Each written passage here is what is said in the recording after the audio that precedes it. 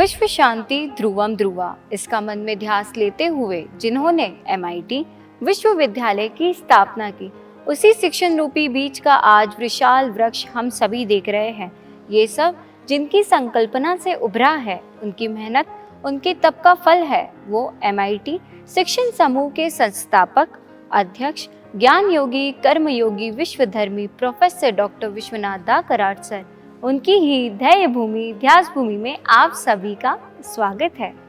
भारतीय अध्यात्म शास्त्र में 4 तरह की मृत्यु दिए गए हैं। यह मृत्यु की सूची कौन सी है और प्रसन्नता का मार्ग क्या है, आइए जानते हैं विश्व शांति संवाद माला के आज के हमारे भाग में डॉक्टर संजय उपाध्याय सर के साथ। भारतीय अध्यात्म शास्त्र ने और 4 तरह के मृत्यु दी है। उसमें ये पहला मृत्यु है, उसका नाम है दैनिक मृत्यु।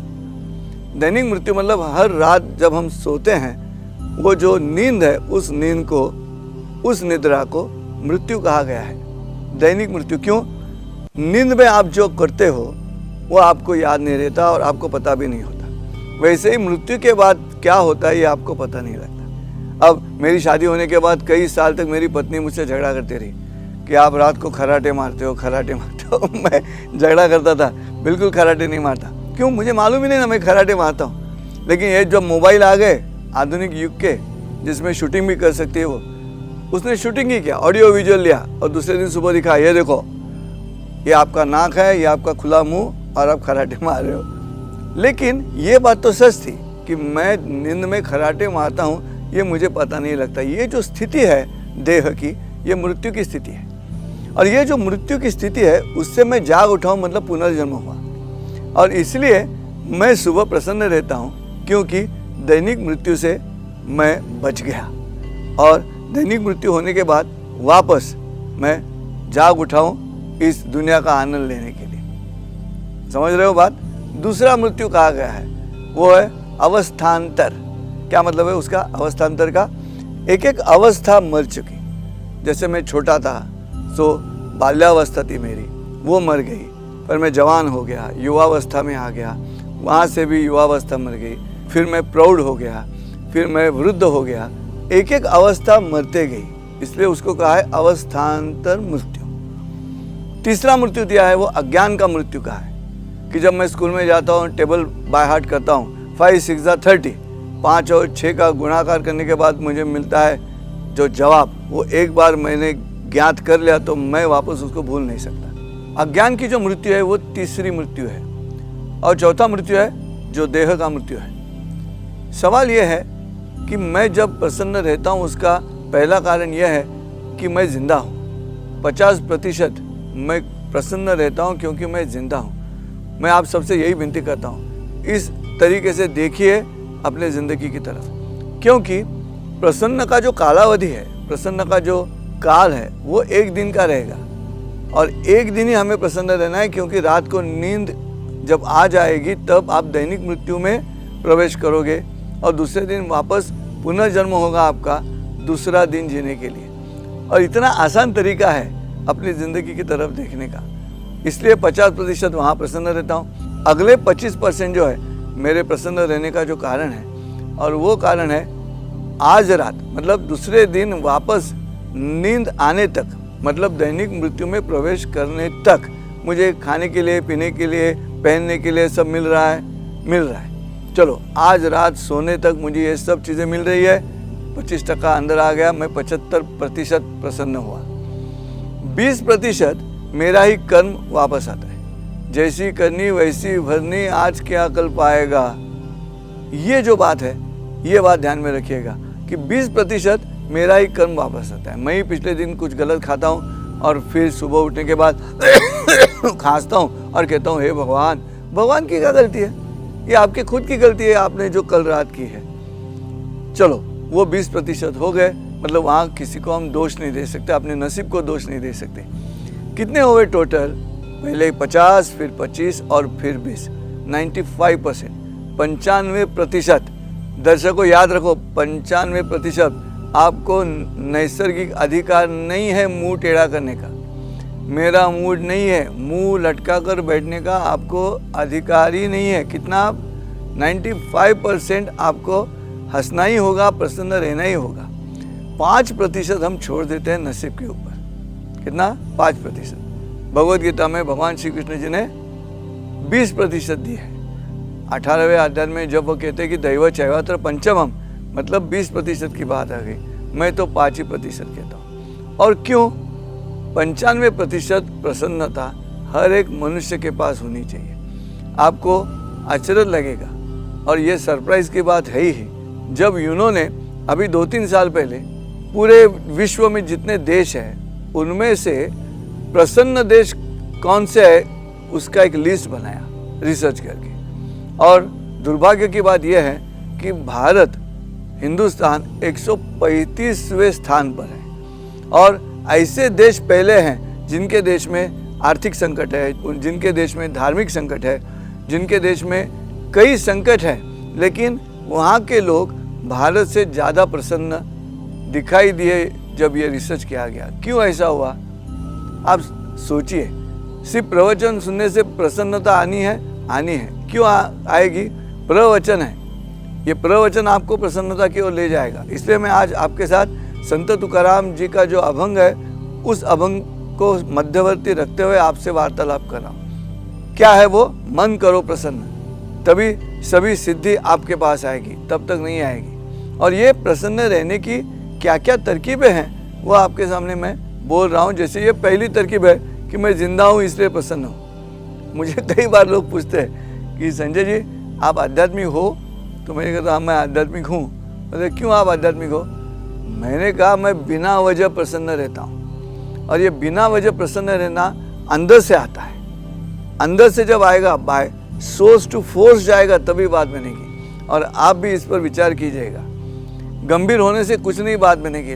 जिंदगी जो है वो सीरियसली नहीं लेनी है, वो सिंसियरली लेनी है। अगर जिंदगी सिंसियरली लोगे तभी ये प्रसन्नता की बात आपके सामने आएगी, नहीं तो नहीं आ सकती। और इसलिए मैं प्रसन्न रहता हूँ। उसकी पहली वजह यह है कि मैं जिंदा हूँ, इसी में मैं खुश रहता हूँ। मेरे प्रसन्नता का कालावधि, मुझे जिम्मेदारी कितनी है? निसर्ग की कुदरती जिम्मेदारी मुझे है 1 दिन की।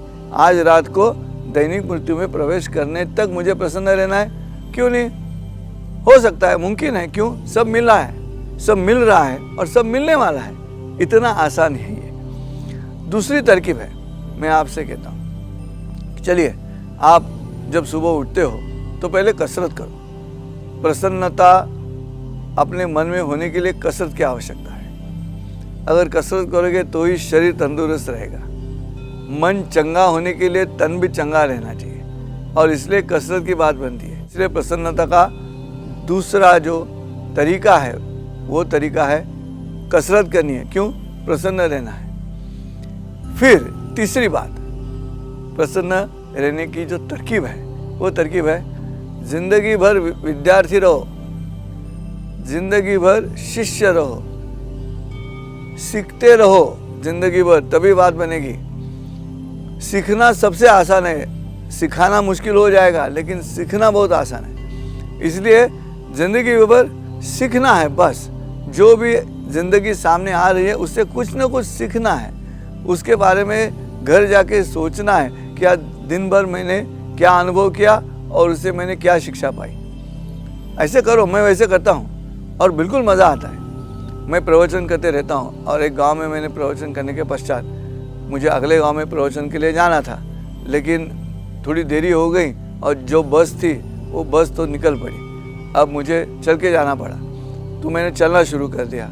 चलना शुरू किया तो 40 मिनट हुए, वो गांव कुछ दिखाई नहीं दे रहा है। इसलिए जो रास्ता था उस रास्ते के बाजू में एक किसान काम कर रहा था, तो मैंने किसान से पूछा कि ये जो गांव है गुलधा नाम का, वो आने के लिए और कितना समय लगेगा? तो उसने मुझे जवाब दिया, चलो चलो आगे बढ़ो। मुझे बहुत गुस्सा आया। मैंने फिर हाथ जोड़कर पूछा उसे, भाई साहब आप बताइए कि ये गुलधा नाम का गांव आने के लिए और कितना समय लगेगा? वापस किसान ने वही जवाब दिया, चलो चलो आगे बढ़ो। मुझे इतना गुस्सा आया कि ये क्या तरीका है जवाब देने का। फिर मैं चल पड़ा। जैसे मैं आगे गया, कुछ मीटर्स आगे गया मैं, किसान ने जोर से चिल्ला के कहा, ओ भाई साहब। तो मैंने कहा क्या है? बोले 15 मिनट लगेंगे। तो मैंने पूछा आपने पहले क्यों नहीं बताया?